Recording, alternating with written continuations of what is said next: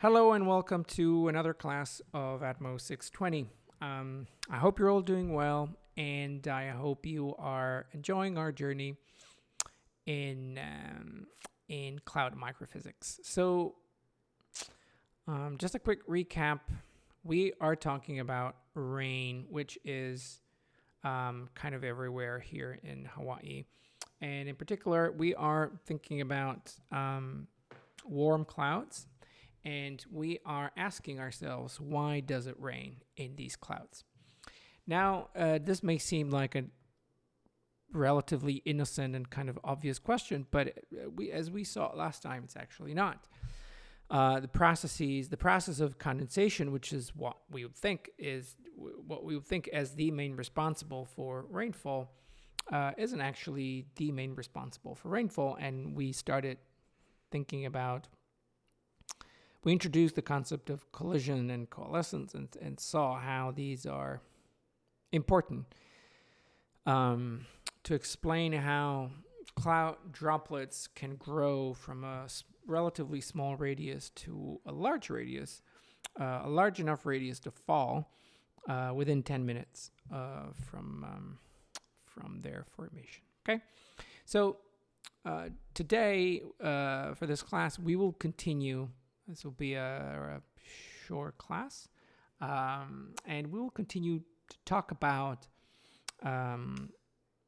collision and coalescence, and we will see different models that people have thought about to account for collision and coalescence. Now, you remember last time we talked about a simple equation, right, which, just to remind you, was something like dr over, that's atrocious R,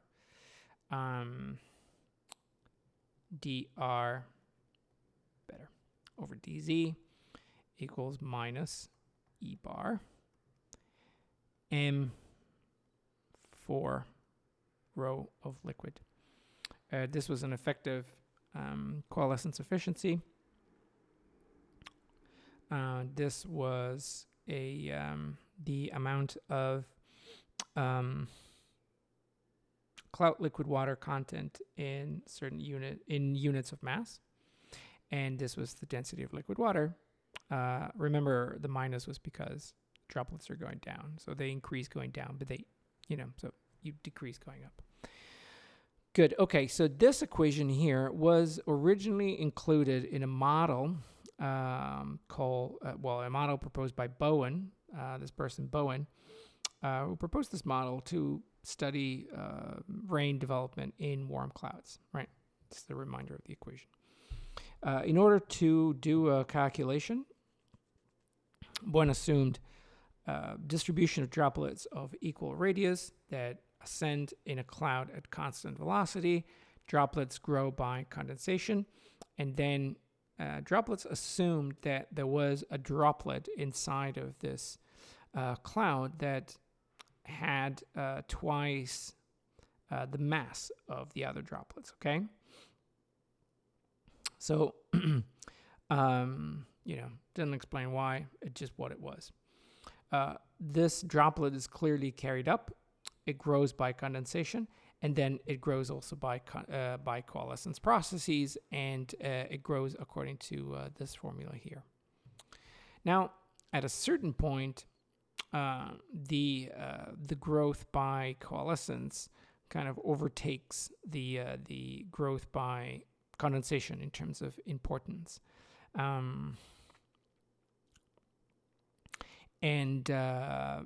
When the droplet becomes too big, when the big droplet becomes too big, then the updraft cannot sustain the droplet anymore, and it starts to fall. As it falls, it will continue to as the particle falls, it will continue to accumulate other particles by collision and coalescence. What I'm showing here is this is actually this is from the textbook, but this is this is what you could compute using the Bowen model, and it computes the this is it computes the trajectory essentially that the droplets follow. This solid line here, C, is the drop that has twice the mass at the beginning as the smaller droplets. The continuous line here, A, is the updraft, the air in the updraft, and the dashed line are the smaller cloud droplets. So you see everything at the beginning, everything is growing, growing, growing. And then at some point, the growth of the larger droplet kind of slows down a little bit. Notice that also these droplets, the smaller droplets, also slow down. So they do experience a little bit of gravitational settling, although not as much as this guy. After about 40 minutes, which is quite a lot, but still, after about 40 minutes, the larger droplet cannot stay inside of the updraft anymore. It's become too big and it falls down. Okay. What is needed? This model is quite nice because all you need for this model to work is an updraft velocity and a cloud liquid water content. Okay. Just to remind, the vertical velocity is something that could go in the calculation of this. And, and also if you want to compute dr over dt, sorry, I misspoke. This, you could assume it's a constant. You can make some assumptions of this. The vertical velocity will go in the calculation of dr over dt, okay? And the cloud liquid water, the cloud water content will go into the estimation of m, okay? So this model shows that from the start, more or less, it takes about 60 minutes to generate rain, okay? Which is fine. I mean, this is better than what condensation would give you, but observations suggest that the value for rain initiation may actually be even smaller than 60 minutes. Okay, maybe even smaller than half. Okay, so this model was then this model was followed by another model where sort of the author thought about what happens in a cloud, right? And in particular, the one of the main pitfalls, one of the main shortcomings of the Bowen model is that the Bowen model assumed that there was a homogeneous concentration of droplets. Okay. Statistically speaking, that is highly unlikely, right? And it's more likely that in a given volume, the number of droplets that you observe follows more a probability distribution like this one, which I hope you'll remember is the Poisson distribution, okay? And so there obviously are stochastic variations. And so you could imagine a situation where there's one large droplet and some smaller droplets. So originally the Bowen model says,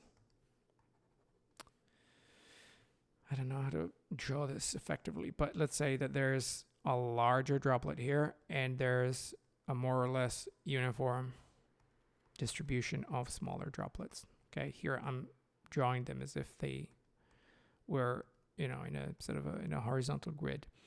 In reality, you may have a situation where, some are spaced out here, and some are really, really close together here. Okay, this is something more, closer to reality. If you had one droplet that is falling down here, okay, this will collect very few droplets. But if you have the droplet here, this will collect a lot of droplets. So because of this reasoning, you could have potentially some larger droplets being developed faster. Okay, so some large droplets might actually get lucky and fall in a region that has a much, much higher droplet condensation. Okay. And so this is what we call, or what has come to be known as the Telford model. And it essentially it includes, it accounts for the variability that invariably happens in nature. Okay. Now,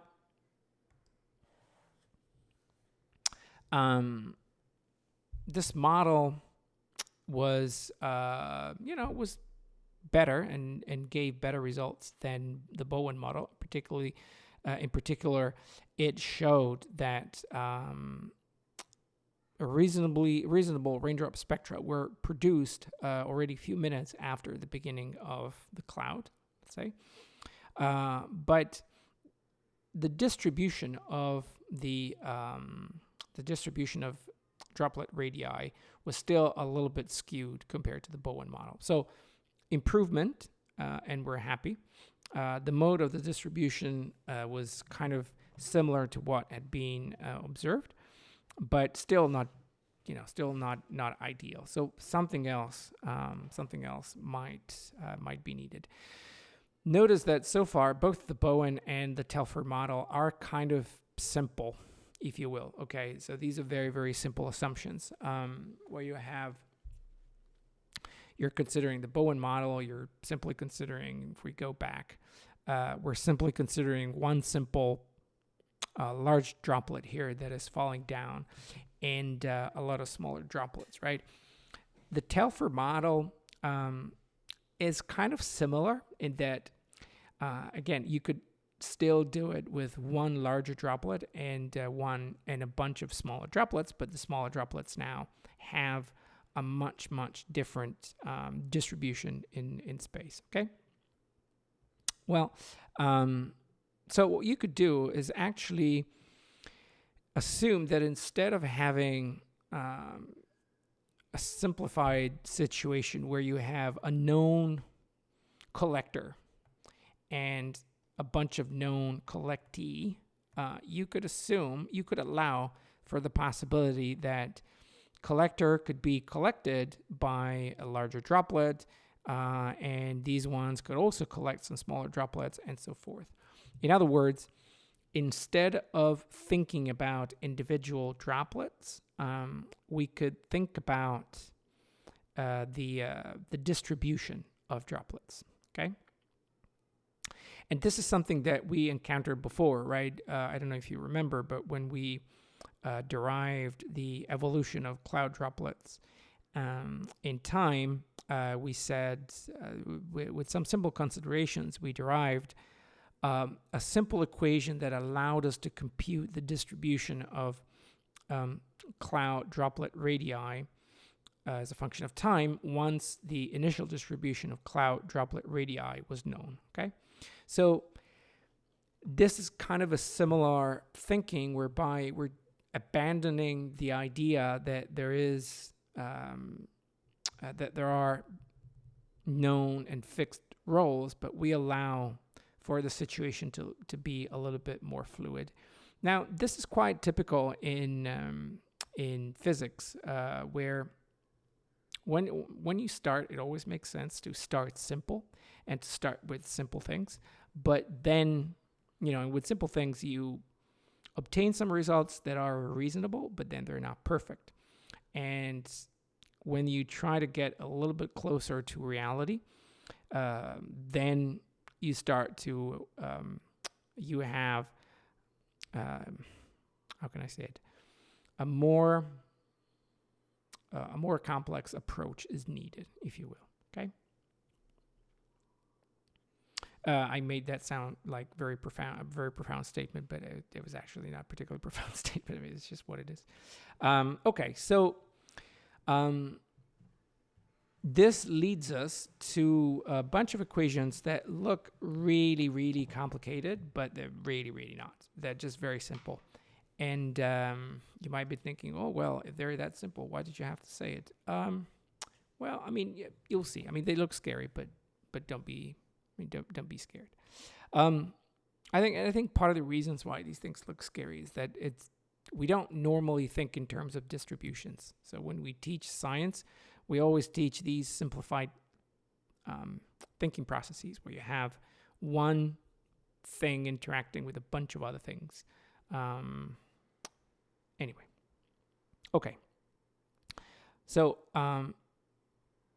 we want, again, we introduce the system that we had before, where we have a droplet of radius r that is overtaking and colliding, droplet of radius big R that is overtaking and colliding with a droplet of radius small r. We can introduce another kind of efficiency of coefficient. We call it the coagulation coefficient. The coagulation coefficient. This measures that the likelihood that this process will happen. Okay. Now, both of these droplets are falling, and if you remember from the last lecture, we have one droplet that is falling with radius r, okay, and one that's falling with radius small r. Each one of these, as it falls down, will essentially cover a cylinder, okay? The cylinder, let's say that this falls with velocity u of big R. The cylinder will have a volume pi r squared. This is the base of the cylinder. And the height will be u of r times whatever time interval we're considering, okay? If you want to know, if we're considering a unit time, then this, no need to write. And so these two drops, will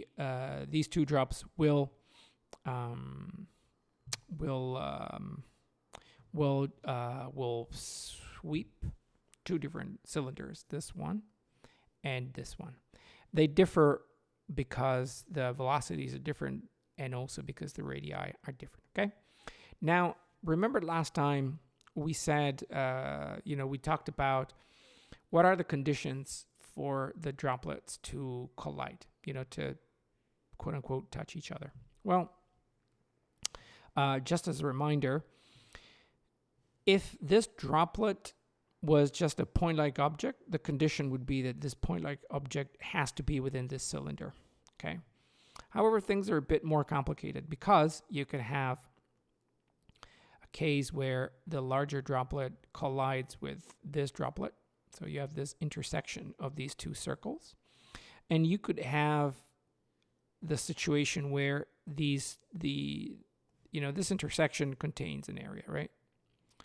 But you could have the limiting case where this intersection contains only a point. So these two raindrops are like this, just barely touching each other, by one single molecule. How far are the centers of these two raindrops? Well, as you can see by construction, this distance between the two right now is the sum of the two radii, big R plus small r. And so this tells us something about not only the geometry of the system, but also what is the length of the cylinder that you have to consider if these two are to collide. And the cylinder will have a base like this, okay? So, you can imagine the cylinder of being, this doesn't quite look like a cylinder, but whatever. And what is the height of the cylinder? Well, as we said last time, these two are falling at different velocities, right? This is falling at u of big R. This is u of small r.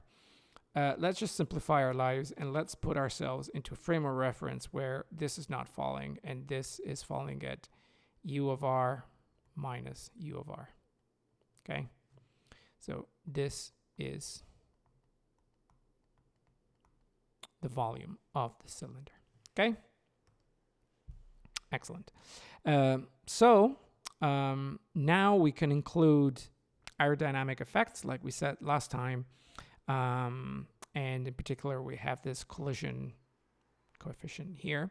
And we call all this stuff, we call the coagulation coefficient. Notice I didn't write it here, but notice that when you actually compute this, these are not parentheses, but this is a modulus or, an absolute value, if you will. Why is there an absolute value here and there wasn't an absolute value before? Well, because before we assumed that R was always going to be bigger than R, and so U of R was always going to be bigger than U of R. Now, we don't know this because we're not thinking in terms of collector, collectee anymore. We're just thinking about droplets. And so this could be, this could go either way. And so we'll just put an absolute value so that we're sure that the calculation coefficient will be positive definite, because, again, these coefficients are always related to probabilities, and it doesn't mean anything to have negative probabilities, okay? Okay, excellent. Okay, now, what I'm about to say, we could continue this way and just derive everything for radii. Sometimes people like to use volumes instead. So, we can derive all this formula here. We can rewrite it in terms of volumes.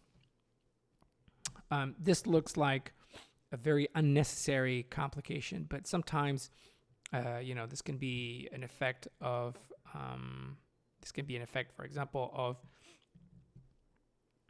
the fact that people use volumes instead of radii can seem a useless complication, but maybe that reflects, I don't know, the approach that people had at a certain point in time. And so we'll just stick to that just for consistency. Why suddenly do we have a 3v 4 byte? Well, this is simply what you'd have if you just take this functional form here, K, R, and R. Big V, which is the volume of the bigger, of one droplet, here is 4/3 pi R cube, right? And so big R is 3 V over 4 pi to the 1/3 power, and something similar holds for small r, okay? So here we're just simply plugging this back in here, and something similar for this. And then after we do all the simplifications of the coefficients and whatnot, we call this new function, we call it h. And now h depends on the volume of these two droplets, big V and small v, okay? Excellent. Okay. And so now we look at the distribution of these droplets, right? When, we're looking at a population, sort of a population perspective, right? And so we need to consider the distribution of all the things. And instead of doing what we did before, that we had a distribution as a function of volume, we have now a distribution, a distribution of radii. Now we have a distribution of volumes, okay? And in particular, n of small v times dv gives us the number of droplets with a volume contained between v and v plus dv, okay? It's exactly the same, but with volumes, okay? Now, drum rolls. What is this? Well, the number of coalescences per unit time of the droplets. How much will it be? Well, it will be, I would say, it will be the probability that an event like this happens times the number of particles that have the number of droplets with a particular volume times the number of particles with the other volume, okay? And that amounts to integrating. We can keep one of the volumes sort of generic, and we can keep one volume sort of variable and integrate over the other volumes, okay? So we have one population of droplets, and we're computing. Doesn't help that I'm drawing the populations the same way as the droplets. We have one population of droplets that is colliding with a population of another droplet, okay? And what is the probability? If you ask the probability that these two coalesce, then this is H, okay? The number of coalescences, then this is NV H NV dV times N big V dV. What is the probability, or what is the total number of coalescence processes that these guys undergo? Well, it will be this summed over all the possible V's, okay? From 0 to infinity. Do you see what I mean? So one single, if you didn't put the integral, so if you only had NV dV times H of big V small v times N big V dV, okay? This measures the total number of coalescences between particles of volume small v and particles of small volume big V, okay? And so if you're asking, but these guys here, they will undergo collisions or coalescences not only with particles of volume big V, but they'll have collisions with particles with volume, I don't know, big U, big Z, whatever, okay? And so if I ask you, what is the number of coalescences that these guys have, then basically you're summing over all the V's, whatever they are, okay? If I asked you, what is the total number of coalescences that will happen between all the particles, then you'd have to integrate over the small V's as well, okay? But in this case, we're just focusing on the small V particles and asking the question of how many coalescences these undergo. This is unfortunately, this is one of the reasons why it would be great to be in class, because, when things get a little bit more complicated, it's always useful to look at students in the eyes and see if what you're saying makes sense. So I hope this was not too confusing. Notice that if there are coalescences, okay, we're now looking at coalescences for particles in the interval between V and dV, right? This is the distribution. These are the particles with volumes from V to V plus dV. Okay, this is V and this is N, okay? So we're asking how many coalescences happen for these guys.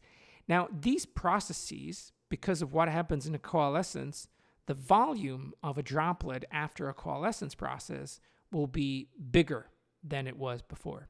If it was just a collision, maybe not. But for a coalescence, it'll be bigger. So this process here, these coalescences, will tend to reduce the distribution here, okay? Because one droplet that is in here, after a coalescence will want to go to larger volumes, okay?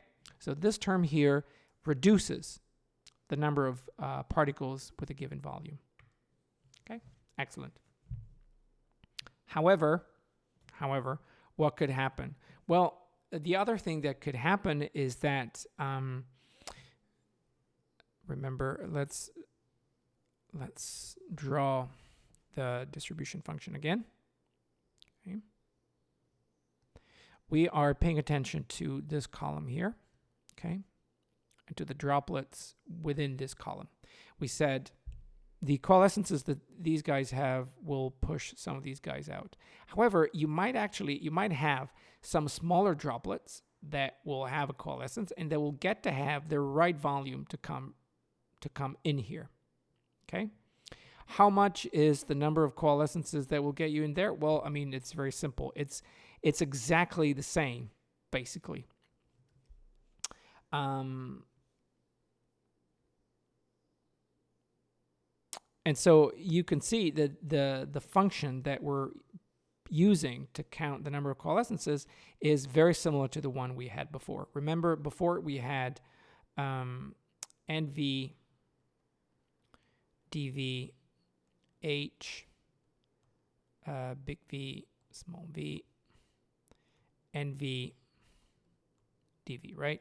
So why do we have V minus U now? Well, because now, before we were integrating over all the possible V's, and the result of these coalescences could have any kind of volume. You know, the final volume of this would be V plus big V for whatever V. Okay, so it would be all over the place. But now we want to know we want to count all the coalescence processes, okay, that will get you exactly here. Okay, so you want the sum of these two guys of this term here and this term here to be exactly small v. Okay? And so now you would have it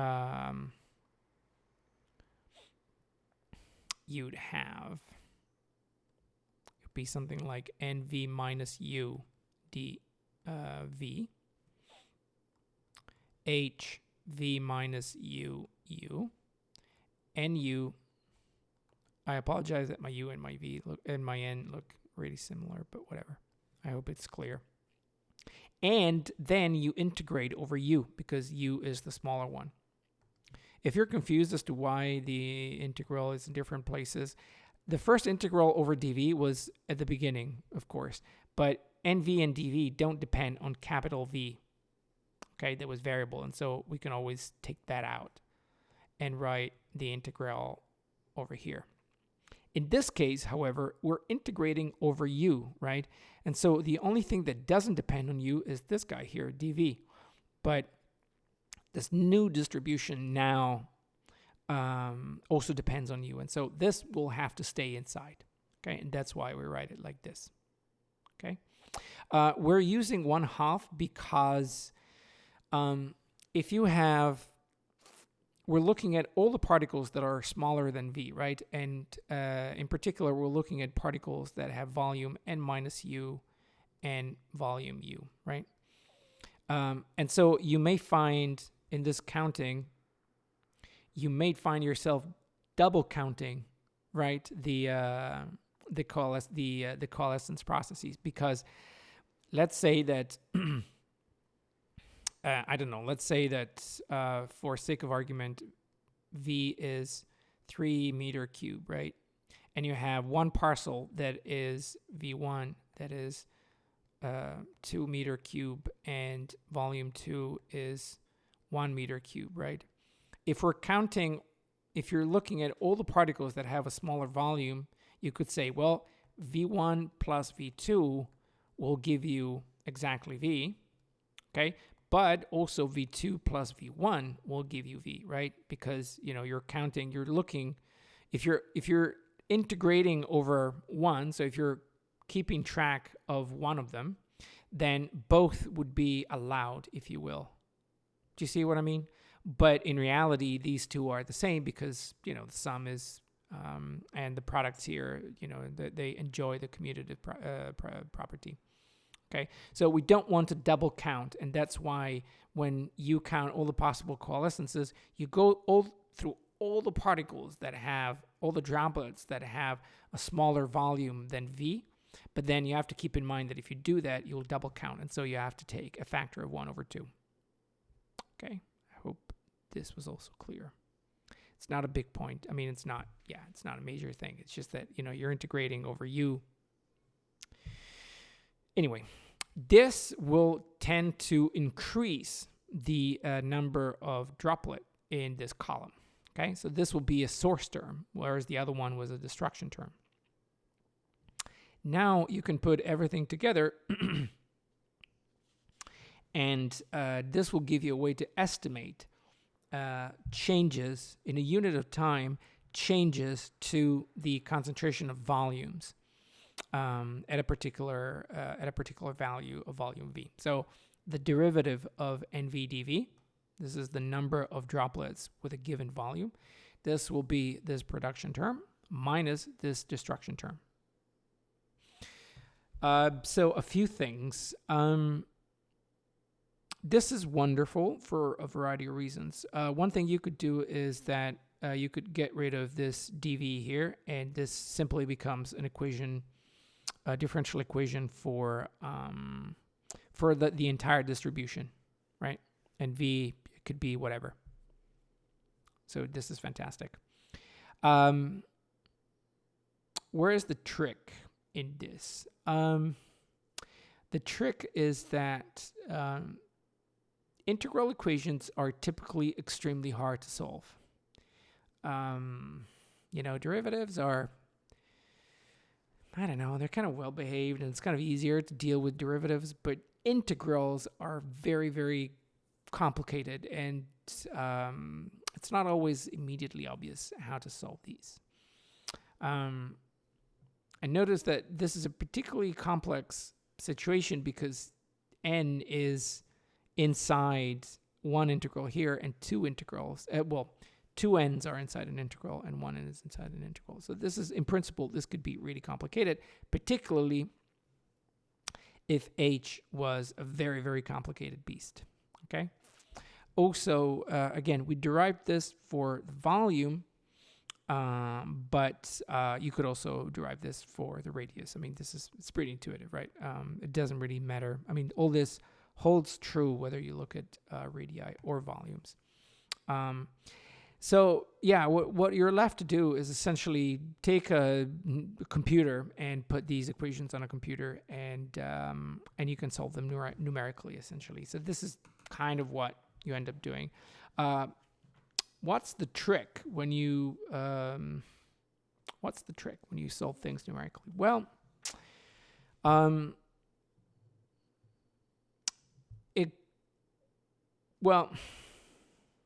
the problem when you solve things numerically, the problem is that depending on what did I want to say?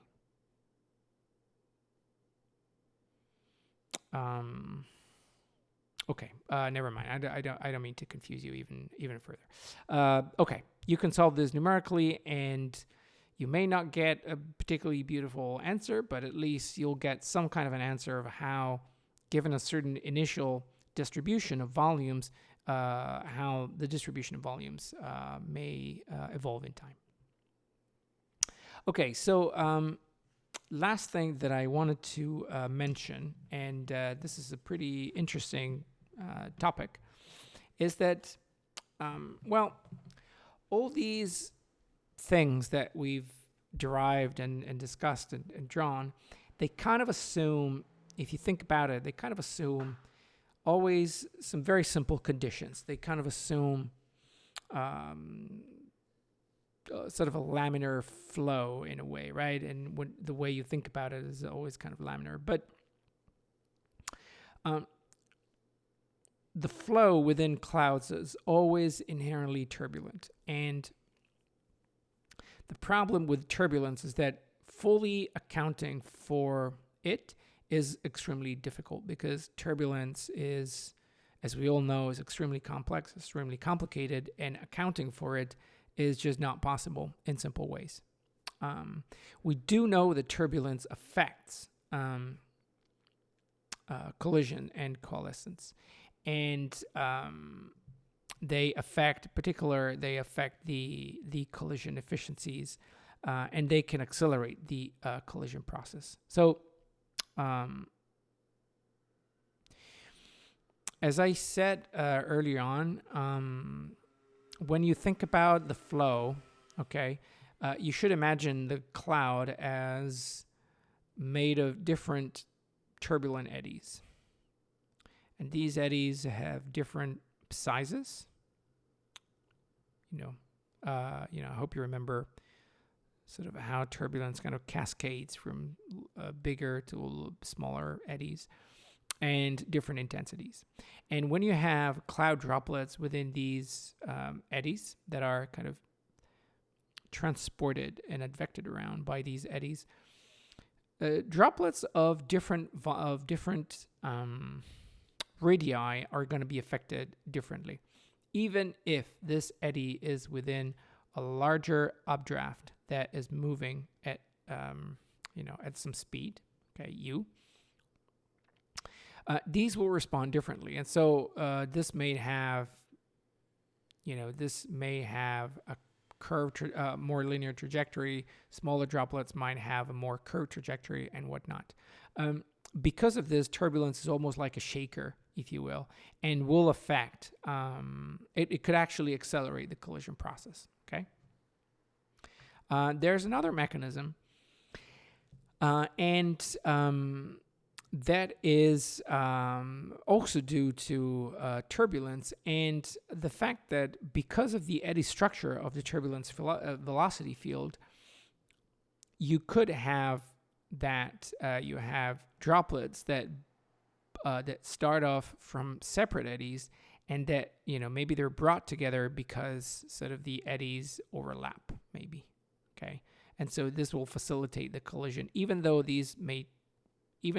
if these respond in the same way with the same inertia to variations in the flow due to the eddies. This might actually bring the collision, okay? And this is actually, it is considered to have a small effect, but it's something that affects the collision kernel nevertheless. And so, again, we derived some simple formula that kind of helped us have a sort of a conceptual picture of what is going on. But as usual, when we're considering these very, very complicated processes, there are factors that need to be taken into account. If you want to make your formula closer to reality, okay, if you want to obtain the right spectra and whatnot, you need to account for all these effects. These effects might make your equations untractable, and so you cannot solve them analytically. But nevertheless, if you need to do some precise calculations, you might have to take these things into account. Brilliant. I think this concludes all I wanted to say about the formation of raindrops by collision and coalescence. Next time, we will talk about a very, very fascinating topic, which is ice and how ice forms in certain clouds. We could easily spend an entire class on ice, but we'll just touch upon very, very simple aspects of ice, and we'll just talk about it in a lecture, and then talk a little bit more about rain and what happens to raindrops and ice crystals when they fall. Okay, this is all I had to say. As usual, if you have questions, please get in touch. Send me an email, call me, Skype, Slack, whatever is convenient to you, and I'll be happy to answer all your questions. Thank you so much for listening, and I'll see you for the next lecture.